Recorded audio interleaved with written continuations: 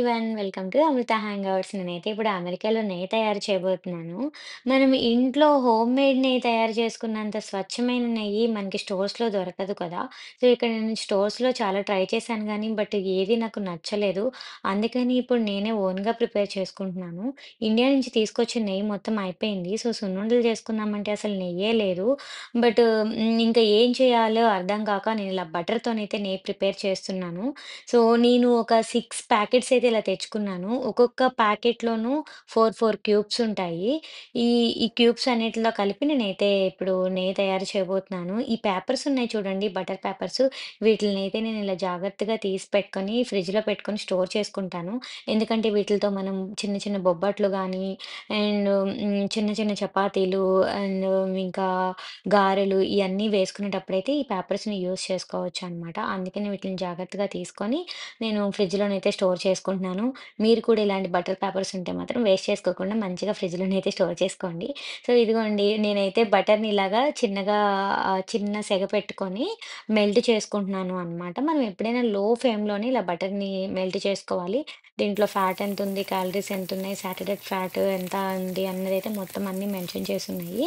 ఈ బటర్ నేనైతే ఇక్కడ ఫస్ట్ టైమ్ ట్రై చేస్తున్నాను నెయ్యి ప్రిపేర్ చేయడము. అందుకనే ఈ బ ఈ బటర్‌నయితే తెచ్చుకున్నాను. అసలు ఈ బటర్‌తో నెయ్యి ఎలా వచ్చిద్దో చూసుకొని ఇఫ్ ఇట్స్ గుడ్ అనుకుంటే ఇదే కంటిన్యూ చేస్తాను.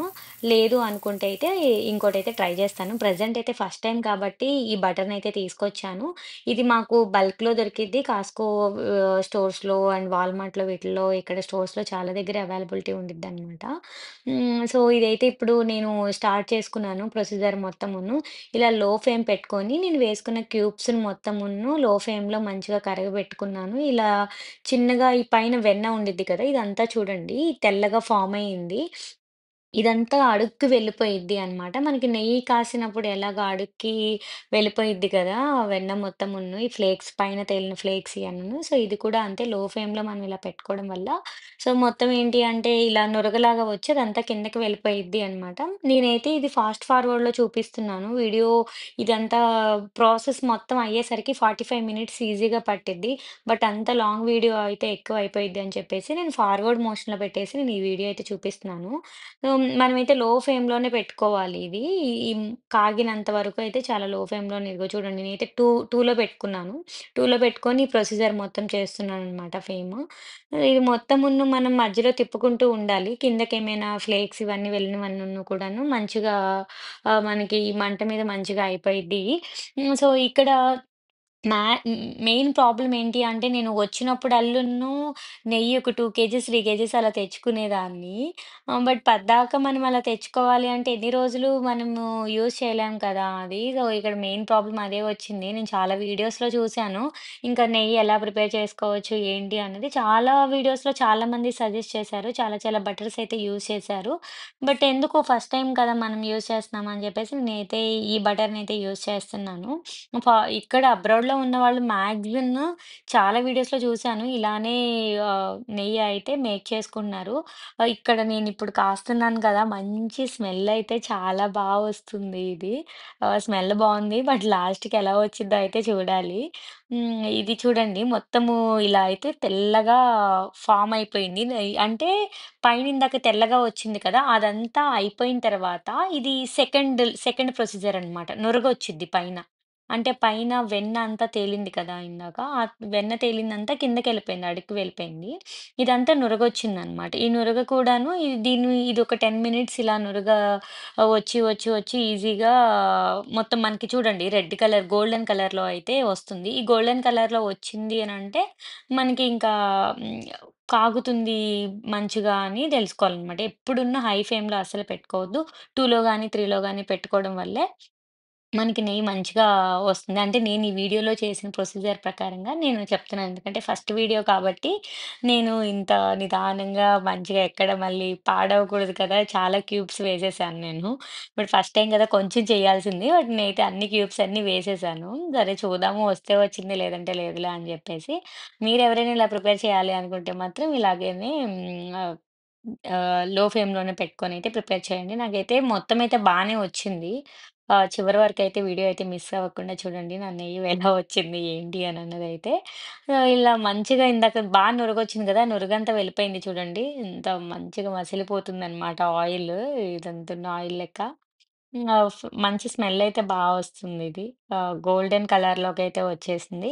సో, మనకి ఇంకా ఈ కలర్ చాలు అనుకుంటే మాత్రం ఇక్కడితో క్లోజ్ చేసేయొచ్చు. నేనింకా కొంచెం ఆహ్, మరగబెడుతున్నాను. ఇందులోనైతే కరివేపాకువి నేను ఇండియా నుంచి తీసుకొచ్చినప్పుడు ఇలా డ్రై చేసి తెచ్చుకున్నాను కరివేపాకుని.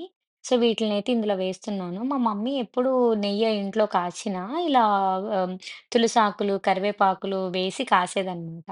నేనైతే ఇప్పుడు డ్రై చేసిన కర్రీ లీవ్స్ అయితే తెచ్చుకున్నాను.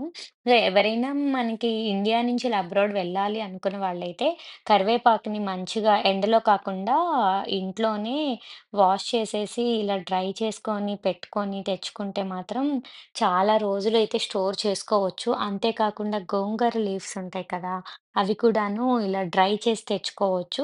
మనకైతే ఎలా ఉండిద్ది తెచ్చుకోవడానికి. ఇలా డ్రై చేసి తెచ్చుకోవడం వల్ల ఏంటి అంటే చాలా రోజులైతే మనం స్టోర్ చేసి పెట్టుకోవచ్చు. వాటిలనైతే వాటర్‌లో వేస్తే మంచిగా ఫ్రెష్ లీవ్స్‌లా అయిపోతాయి. ఈసారి అయితే నేను అలా వేసి చూపిస్తాను. నేను తెచ్చుకున్న డ్రై కర్రీ లీవ్స్‌ని వాటర్‌లో వేస్తే మంచిగా ఎలా ఫ్రెష్‌గా అయినాయో. సో, ఎవరైనా ఇలా అబ్రాడ్‌లో లాంగ్ స్టేలో ఉన్నవాళ్ళు కర్రీ లీవ్స్ ఎక్కువ దొరకవు అనుకుంటే మాత్రం ఇలా డ్రై చేసి తెచ్చుకోండి. గోంగూర లీవ్స్ కూడా అంతే డ్రై చేసి అయితే తెచ్చుకోవచ్చు. టేస్ట్ అయితే సేమ్ అలానే ఉండిద్ది. అసలు మనకేం టేస్ట్ అయితే మిస్ అయిన ఫీల్ అయితే ఏం రాదు. నేనైతే వచ్చినప్పుడల్లా ఒక కేజీ వరకు ఇలా అయితే డ్రై చేసి తెచ్చుకుంటాను.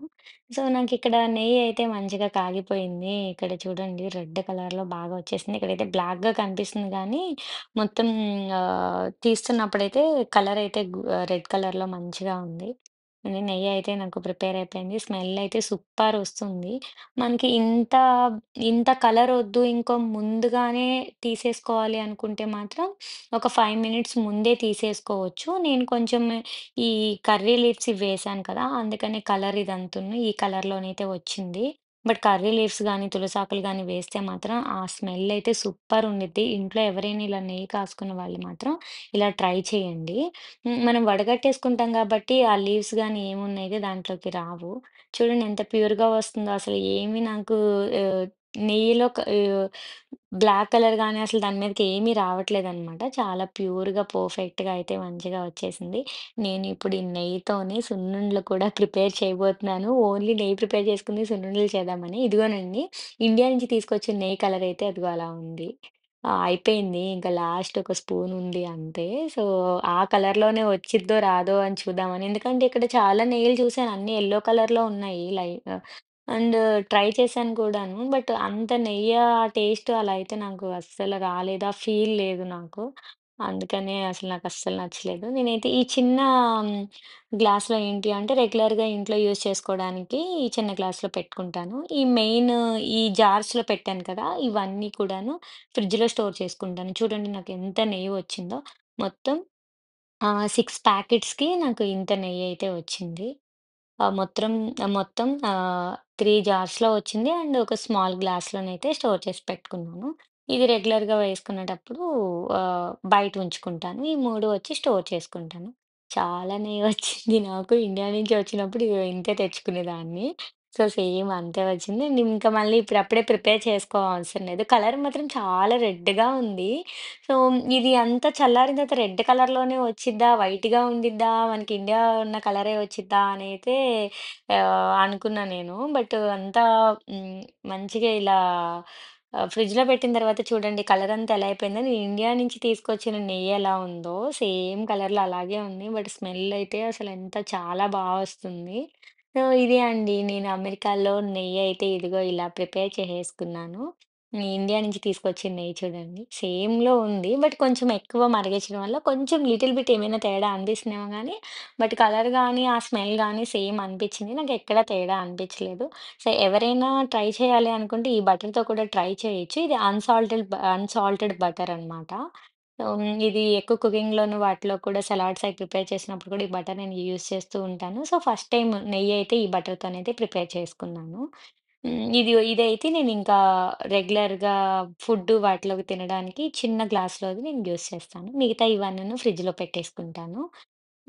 ఇప్పుడైతే నేను వీటిలతో సున్నుండలు కూడా ప్రిపేర్ చేశాను. చాలా యమ్మీ యమ్మీ టేస్టీగా భలే వచ్చినాయి. మంచి స్మెల్ అయితే ఉంది.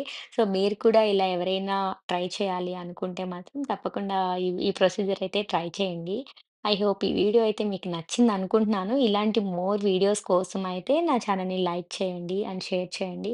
అండ్ సబ్స్క్రైబ్ చేయడం మాత్రం మర్చిపోకండి. ఇదిగోండి సున్నుండలు చూడండి ఎంత మంచిగా వచ్చేసినాయో. నేను చాలా తక్కువ క్వాంటిటీ చేశాను. నెయ్యి అందులో సెట్ అయ్యిద్దా లేదా ఈ సున్నుండలకి మంచిగా అని అనుకోని తక్కువ పిండే చేసుకున్నాను అనమాట. సో, ఈ పిండి కూడా నేను ఇండియా నుంచి వచ్చినప్పుడే పిండి తెచ్చుకున్నాను. ఈ పిండి అంతా అయితే నేను ఇక్కడ ప్రిపేర్ చేయలేదు. ఇండియా నుంచి వచ్చినప్పుడు తెచ్చుకున్నాను. ఆ పిండిలో నేను ఇక్కడ బెల్లము అంతా కలుపుకొని ఇలా నెయ్యి ఇప్పుడు ఫ్రెష్‌గా తయారు చేసిన నెయ్యి వేసుకొని ఇలా ఫ్రెష్ సున్నుండలైతే ప్రిపేర్ చేసుకున్నాను. సో, మీరు కూడా ఇలా ఫ్రెష్‌గా ట్రై చేయాలి నెయ్యి ఇంట్లోనే అనుకుంటే మాత్రం ఇలా ట్రై చేసుకోండి బటర్‌తో. సో, అబ్రాడ్‌లో ఉన్న వాళ్ళకైతే ఇది బాగా యూజ్ అయ్యిద్ది అనమాట ఈ ప్రొసీజర్ మొత్తం. And thank you so much.